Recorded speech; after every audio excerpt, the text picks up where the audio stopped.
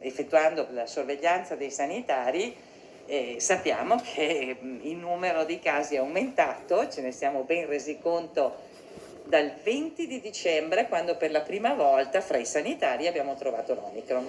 Qui infatti ogni giorno vengono analizzate 2500 salivette, sarebbero i tamponi salivari, molecolari e antigenici, per tenere sotto stretta sorveglianza chi deve curare gli oltre 6500 dipendenti dell'azienda ospedaliera universitaria di Padova, ai quali ogni 4 giorni viene fatto il tampone. Questa attivazione anche della ricerca dell'antigene è di recente attuazione ed è stata effettuata proprio per aumentare la frequenza della sorveglianza, garantendo contestualmente un tempo di risposta valido, cioè entro le 24 ore, con una sensibilità che è superiore all'80%, come raccomandato dall'OMS.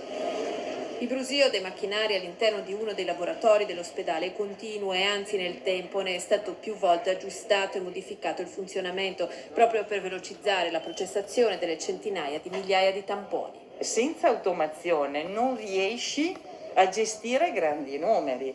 Non solo, con l'automazione riduci gli errori che l'umano inevitabilmente potrebbe commettere, specialmente se sottoposto a uno stress lavorativo importante come quello che stanno vivendo gli operatori sanitari nei reparti come nei laboratori ormai da 2 anni.